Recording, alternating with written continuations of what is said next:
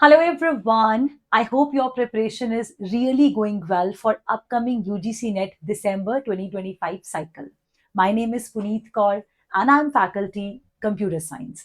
आपकी preparation journey को boost up करने के लिए मेरे पास एक प्रिपरेशन स्ट्रैटेजी है जो कि आप रिमेनिंग टाइम में जब तक एग्जामिनेशन नहीं होता फॉलो कर सकते हैं।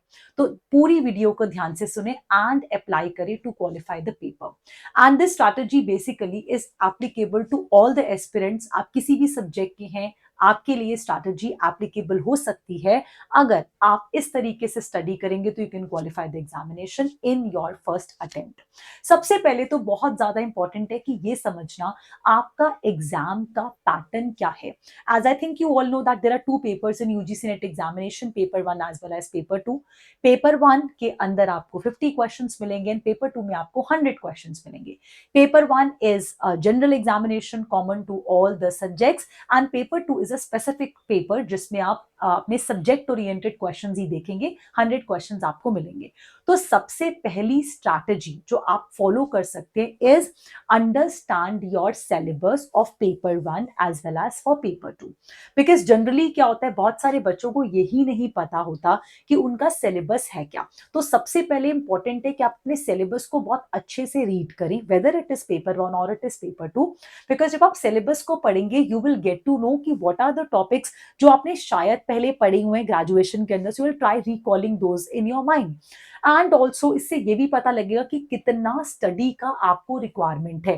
क्या आप कुछ भी नहीं जानते हैं या फिर आप बहुत कुछ जानते हैं। So first important thing is कि सिलेबस को गो थ्रू करें। Take your time. आप 5 दिन का टाइम लें, 6 दिन का टाइम लें, आराम से सिलेबस के ऊपर पहले वर्क करें। Try to divide, try to segregate the things कि ऐसी चीजें जो आपको आती हैं एंड ऐसी चीजें जो आपको नहीं आती। So you can create a separate list जो कि आप पेपर 1 के अंदर बना सकते हैं एंड पेपर 2 के अंदर बना सकते हैं। पेपर 1 की सेपरेट लिस्ट बनाएं प्रॉपर सेग्रीगेशन के साथ, the topics which you are aware of. And paper 2 की भी आप एक सेपरेट लिस्ट बनाएं यूनिट वाइज, जहां पर आप डिस्ट्रीब्यूशन बनाएं कौन सी चीजें आती हैं कौन सी चीजें नहीं आती। जब आप इस पॉइंट के ऊपर पहुंचेंगे तो इस पॉइंट को प्रॉपरली सेग्रीगेट करने के लिए it is important that you must have gone through the previous year questions. Previous year questions कहीं ना कहीं आपने देखे हों। बिकॉज जब तक आप पीवाईक्यू नहीं देखेंगे ना, आपको ये सेग्रीगेशन पता ही नहीं लग पाएगा कि सिलेबस के कौन से ऐसे इंपॉर्टेंट टॉपिक्स हैं जो आपको आते हैं, जो paper exam oriented point of view से भी इंपॉर्टेंट है, या कौन से ऐसे टॉपिक हैं जो आपको नहीं आते हैं जिस पे आपको वर्क करना है। तो ये जो डिस्ट्रीब्यूशन है ये बहुत ज्यादा स्मूथ हो जाएगा अगर आप eight the same time previous year questions को रख के चलते हैं।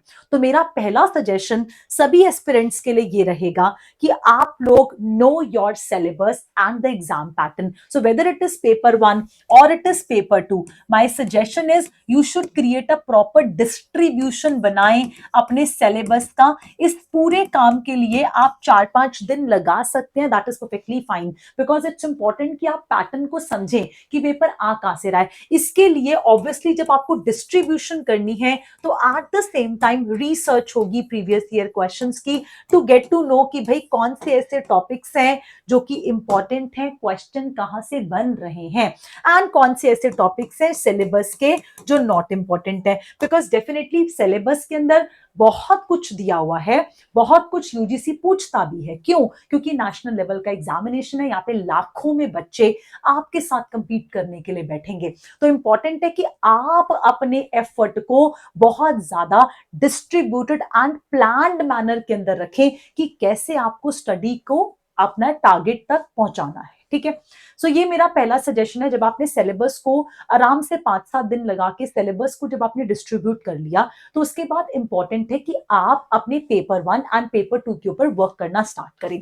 यहां पर बहुत सारे बच्चे ये गलती करते हैं कि वो सिर्फ पेपर 2 पढ़ते हैं जो कि सब्जेक्ट है ऑब्वियसली, एंड वहां पे नंबर ऑफ क्वेश्चंस भी ज्यादा आते हैं compare to that of paper 1। But मेरा सजेशन यहाँ पे ये रहेगा कि पेपर 1 एंड पेपर 2 में आपको बैलेंस बनाना चाहिए। सो आप ऐसा कर सकते हो कि आप 1:2 का रेशो रख सकते हो। 1:2 का आप रेशो रख सकते हो जो कि पेपर 1 एंड पेपर 2 के लिए वर्क कर सकता है फॉर नंबर ऑफ आवर्स। कि कितना घंटा पढ़ना है, कितना टाइम देना है, वो आप 1:2 में डिस्ट्रीब्यूट करें, where paper 1 is ratio 1 and paper 2 is ratio 2।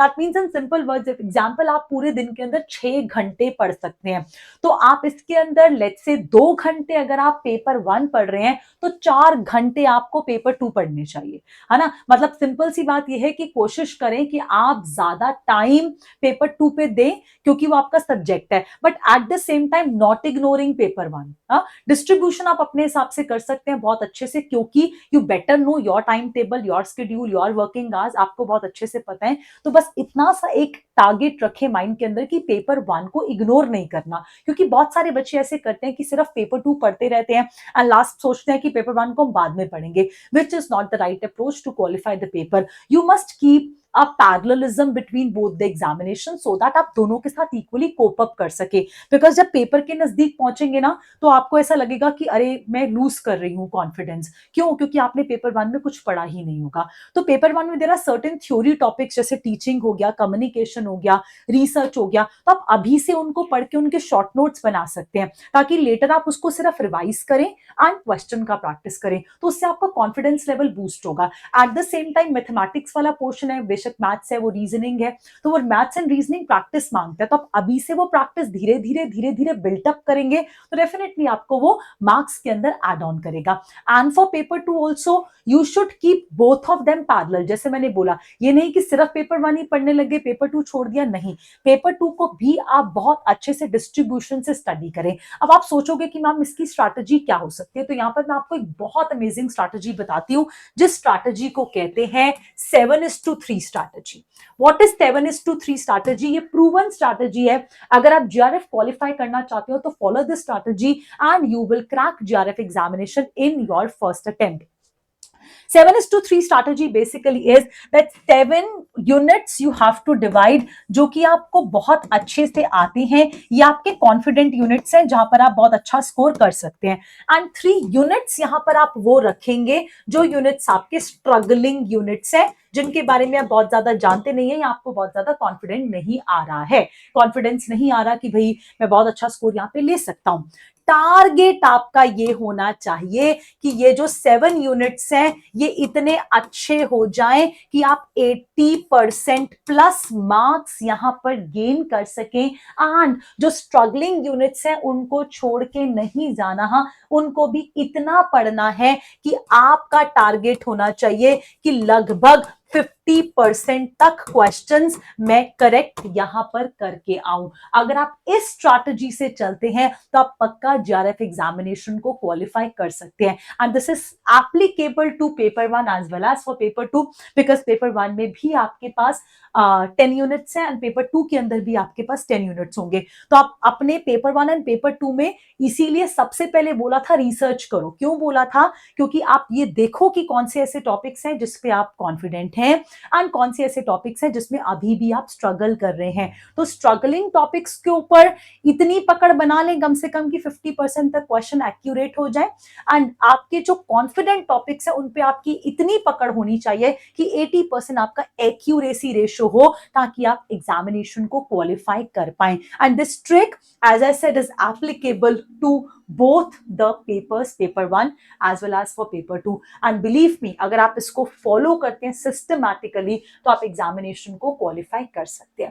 Eight the same time when you are preparing for examination it's very very important to keep in touch with previous year questions, क्योंकि PYQ basically gives you the glimpse कि paper आता कैसे है, what type of questions are coming, what can be the language of question, what can be the pattern of question, so multiple things and also repeated topics, important topics. So previous year questions are the insights of question paper. तो आपको जरूर along with the understanding of concept PYQs को साथ में लेके चलें। अगर genuinely सोच रहे हो कि भाई दिसंबर वाला पेपर तो आपका आखिरी एग्जामिनेशन है, इसमें आप रॉक करने वाले हैं। इसके साथ साथ इंपॉर्टेंट है कि आप लोग रिविजन को मेंटेन रखें। अभी जो रिविजन होती है ना बच्चे, रिविजन बेसिकली ये नहीं होती कि पेजेस टर्न करने हैं, नहीं, you have to turn pages, okay, because that will give you recall in your mind, but revision आपकी क्विक रिविजन होनी चाहिए, रैपिड रिविजन होनी चाहिए, कि आपने फटाफट से पेजेस को टर्न करा एंड उन रिविजन वाले पॉइंटर्स को आपने क्वेश्चंस के ऊपर अप्लाई करना है, ताकि आपके at the same time questions भी प्रैक्टिस हो सके. So revision only is not just turning the pages, it is practicing the question along with revising the concepts. अगर आप इस स्ट्रैटेजी से चलेंगे तो डेफिनेटली आप बहुत अच्छा स्कोर ले सकते हैं. इसके साथ साथ एक पॉइंटर मेरे पास और है, वो अपनी मेमोरी को, बिकॉज देखिए आपके पास पेपर 1 में, पेपर 2 में बहुत सारे ऐसे टॉपिक्स होंगे जहां पर आपको लर्न करना पड़ेगा, जहां पर आपको बहुत सारी चीजों को अपने दिमाग में रखना है. तो उन सारी चीजों को मेमोरी में रिटेन रखने के लिए you can follow a strategy which is called as 3:2:1. What is 3:2:1? This strategy says सोने से, रात को सोने से 3 घंटे पहले खाना खा लें, उसके बाद कुछ ना खाएं. ट्राई, जिससे कि आप जब सोएं तो आपका जो बॉडी है वो अपने फूड को डाइजेस्ट ऑलरेडी कर चुकी हो. सोने से 2 घंटे पहले ट्राई कि आप कुछ मेडिटेशन करें, या फिर कुछ आप चैंटिंग करें, या फिर कुछ ऐसा शांति से बैठे जिसमें आपका माइंड जो है वो अपनी एनर्जी को रीगेन कर सके. ठीक है. एंड सोने से 1 घंटे पहले try do not use any gadget, mobile phones, laptops, कोई भी गैजेट, सोशल मीडियाज, ट्राई उनको अवॉइड करना, ताकि आप एक अच्छी स्लीप के अंदर जा सके एंड वो आपकी मेमोरी को बूस्ट अप करने के लिए बहुत ज्यादा हेल्प करेगा. So follow this 3:2:1 strategy if you boost up your memory retention power. I think ये सारी इंफॉर्मेशन बहुत ज्यादा यूजफुल रही होगी. एंड इस सब के साथ एक मैं कंक्लूजन दूंगी लास्ट में, वो है कंसिस्टेंसी. ये सब कुछ करने का फायदा तब है अगर आप कंसिस्टेंट रहते हो, अगर आप ये सोचते हो कि भाई पेपर तो निकालना ही है, तो एक दिन करने से कुछ नहीं होगा. It's a marathon. आपका जब तक एग्जामिनेशन नहीं हो सकता, नहीं हो जाता, तब तक आपको ये प्लान रोज फॉलो करना पड़ेगा. अगर आपने एक स्ट्रैटेजी बनाई, एक टाइम टेबल बनाया कि मैं दिन में 6 घंटे पढ़ूंगा, तो you have to study on regular basis till examination. आज पढ़ लिया, कल छोड़ दिया, कुछ नहीं होगा. You have to be consistent in your preparation, so that आप अपनी जिस बैटल के लिए आप इतना फाइट कर रहे हो, इतना मेहनत कर रहे हो, जी जान लगा रहे हो, वो आपको सफलता दे सके. So be consistent and qualify the examination. I hope this information was really useful for you all. Thank you so much. God bless you. Best wishes. Bye.